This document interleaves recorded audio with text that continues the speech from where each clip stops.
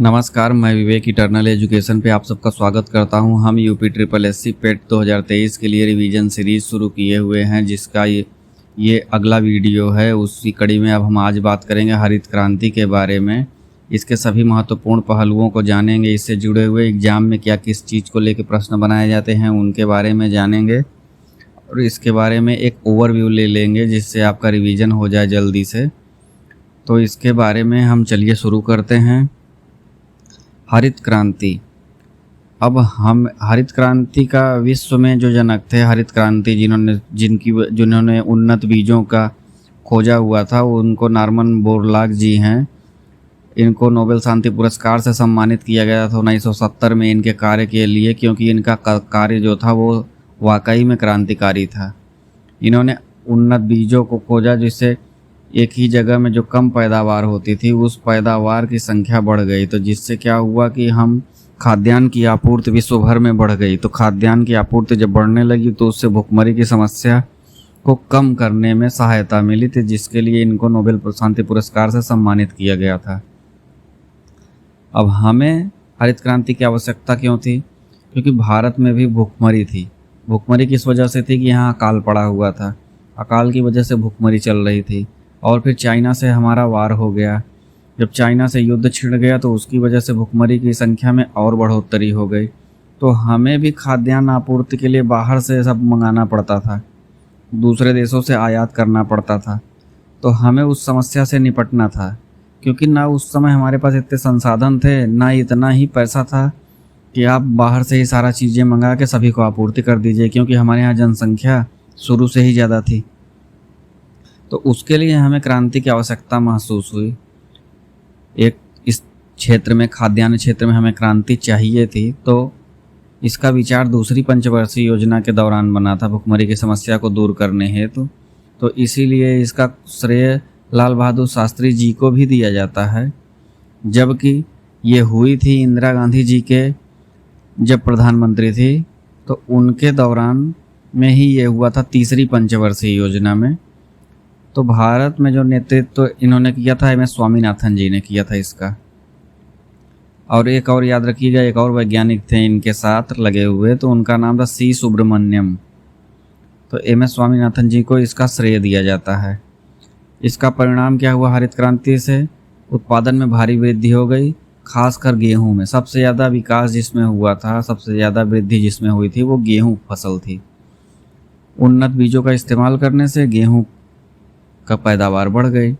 ये हुआ कब था? 1967-68 के समय पहली, और दूसरी बार 77-78 के समय में। 2 बार हरित क्रांतियाँ हुई थी। मुख्यतः ज़्यादातर पहली वाली के बारे में पूछा जाता है, दूसरी वाली के बारे में एग्जाम में कम पूछा जाता है। लेकिन आपको ये चीज़ें पता होनी चाहिए। छोटी छोटी चीज़ें हैं, छोटी बारीकियों से ही क्वेश्चंस बनते हैं, तो आपको वो हल करने में आसान पड़ते हैं। अब ये हो गया मुख्य बात है। अब इसके अंदर पहलुओं की इसकी चर्चा करते हैं कि इसके मूल तत्व क्या हो। कृषि क्षेत्र में विस्तार हो गया। ये जो इसका ग्राफ ऊपर चला गया। दोहरी फसल प्रणाली शुरू हो गई। गेहूं लगाते हैं, फिर उसके बाद चावल लगाते हैं, गेहूं लगाते हैं, चावल लगाते हैं। 2 फसल पैदा करने लगे साल में। अब उन्नत बीजों का इस्तेमाल होने, जब क्रांति का उद्देश्य ही यही था कि हमें उन्नत बीजों का इस्तेमाल करना है, जिससे क्या कहते हैं हमारी पैदावार बढ़ जाए। और क्रांति में क्या शामिल था? मुख्यतः तो गेहूं ही था।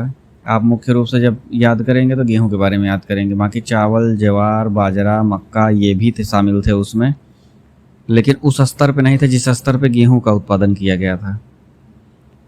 अब इसके सकारात्मक प्रभाव क्या पड़े हमारे यहाँ? फसल उत्पादन में वृद्धि हो गई।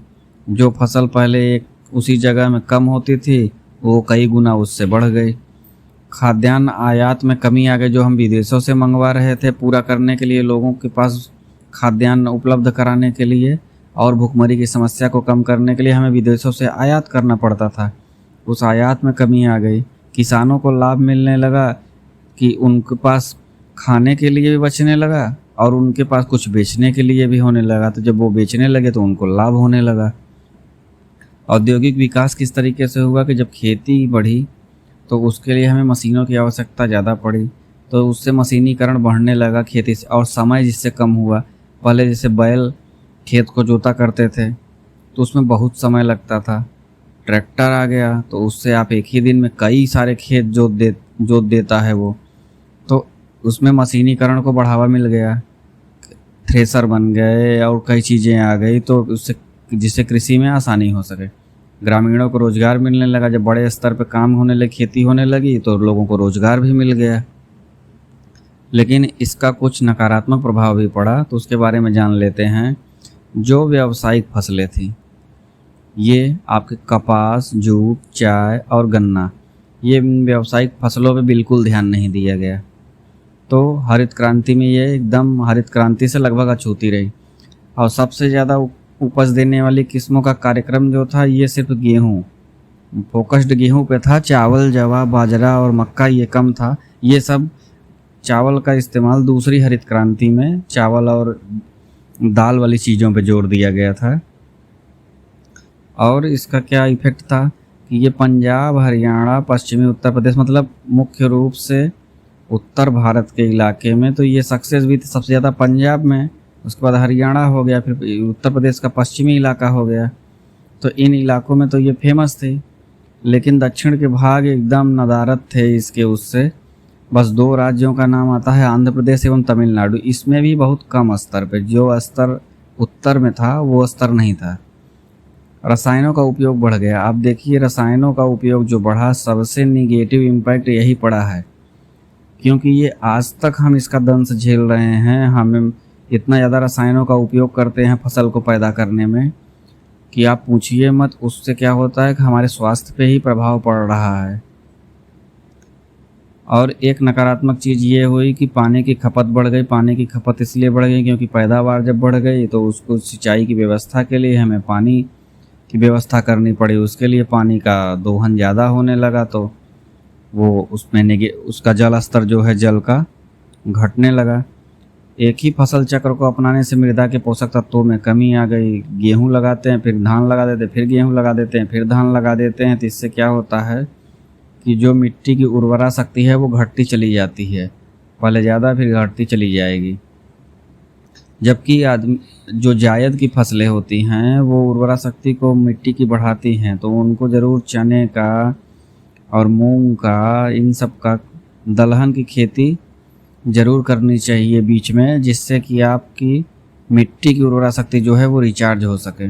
और स्वास्थ्य पे तो प्रभाव पड़ेगा ही। जब रसायन आप ज़्यादा इस्तेमाल करेंगे तो आपके स्वास्थ्य को प्रभाव पड़ना ही पड़ना है। अब इससे जुड़ा हुआ कुछ मुख्य तथ्य, ये 2 तथ्य और हैं कि 2005 में इसको बढ़ाने के लिए हरित ग्रीन रिवॉल्यूशन कृषोन्नत योजना, तो क्या हुआ, हरित क्रांति कृषोन्नत योजना जो थी ये 2005 में शुरू की गई थी। और इस अमरेला योजना के तहत 11 योजनाएं और मिशन शामिल हैं। अमरेला योजना का मतलब होता है जैसे एक योजना कोई आ गई, उसी के अंतर्गत छोटी छोटी कई योजनाएं शुरू कर दी जाती हैं। तो ये मुख्यतः मुख्य योजना, उसमें जुड़ी हुई छोटी छोटी योजनाएं, तो ये जो मेन वाली है इसी को अमरेला योजना कहते हैं। इसके अंतर्गत कई हो जाते हैं। तो यहाँ तक वीडियो देखने के लिए आप सबका धन्यवाद। अब मिलते हैं आपसे अगली वीडियो में। मैं जल्द ही इसके सारे टॉपिक्स कवर करा दूंगा। उसके बाद हम आ जाएंगे प्रश्नों के माध्यम से इसको मॉक टेस्ट देने और इसका अभ्यास करने में आ जाएंगे, जिससे कि आपके एग्ज़ाम में मार्क्स बढ़ेंगे। इस बार के पेट में आपको आपके 80+ मार्क्स, आप हमारे संस्थान को फॉलो करते हैं तो आपके 80+ नंबर ज़रूर आएंगे। और इसका मैं उदाहरण भी दूंगा परीक्षा होने के बाद। तो हमारे साथ बने रहने के लिए आप सबका धन्यवाद। मिलते हैं अगली वीडियो में। धन्यवाद।